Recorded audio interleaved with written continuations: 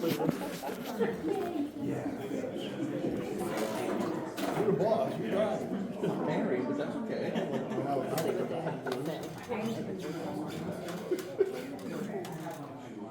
Okay, so we're going back on the record. I would ask if there is a motion to be made to either grant or deny the applicant's variance request. I'll make a motion To deny. motion to deny made by Mr. Biscuit. Is there a second to that motion? Second. Second was up by Mike? Okay. Okay, is there any discussion on the motion? I'll give the reason. I like what you're doing. I like making those homes, bringing people in the community. I think it's a great idea. The reason I voted no was based on the hardship burden, like they said earlier, with the standard, to show, since it's an R1, it has to be proof that it can't be a single family home. That's purely why I went that way. I agree with Keith. It's not about what you're doing. I think it's a noble endeavor, and you know, it's something that needs to happen. But our mandate is not that. Our mandate is, do you meet the burden, and you don't. You yourself stated that. Anybody else? Yes, Go ahead. I vote yes. Well, we haven't taken the vote yet. So Okay, if you want to discuss. the Yes, reason I'd why like you to might be discuss. voting the way you're voting. I like to discuss because of the hardship thing. I have a paper here with the U.S. Department of Housing and Urban Development and the U.S. Department of Justice on the Civil Rights Division. It's a joint statement of the Department of Housing and Urban Development and the Department of Justice. State and local law uses and practices in the application of the Fair Housing Act. Everybody goes under the Fair Housing Act. We put in a thing for a variance on a house, proving that somebody has to do certain things in her own home. Doesn't work that way. You know, it just doesn't work that way. We have a constitution. A constitution. The right of the people to be secure in their persons, homes, papers, effects against unreasonable searches and seizures. And that's exactly what this has done. If you're going to do it for one place for a variance, you have to do it for all. It is not written like that in the zoning ordinances.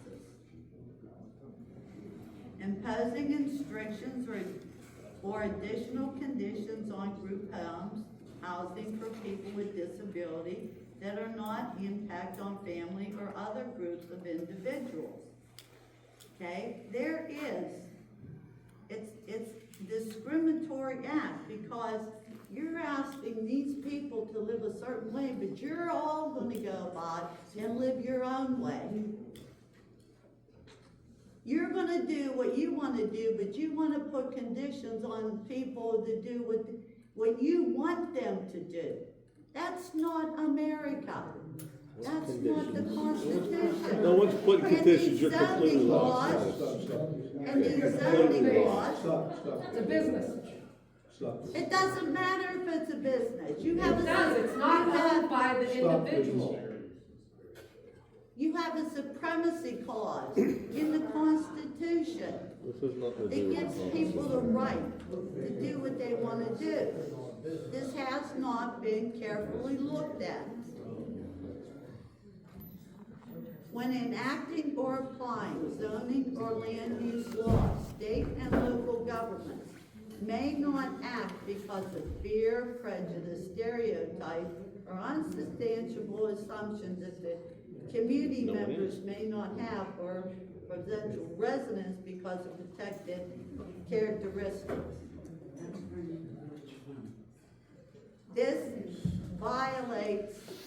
This ordinance violates people's rights.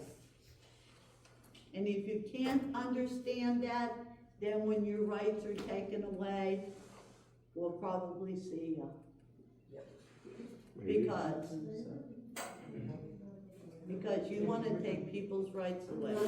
No one's Wrong. taking rights away. Nobody's taking rights away. No, you're telling them to live in a certain way. I'm sorry, in a who's home. buying the I residence? would- Is it a person? or is it Excuse me, business? ma'am, Donna. excuse me, okay? Everybody in the audience has had a chance to talk, they've had a chance to ask questions. This is a time when the members of the board have a right to state their opinions and state the reasons why they may vote the way they may vote. That's protected, okay? And whether you are appreciative of the comments or not appreciative of the comments doesn't matter. At this point in time, it is their right just as it was your right. So if you would, I would appreciate it if you would at least give Ms. Lewis the floor.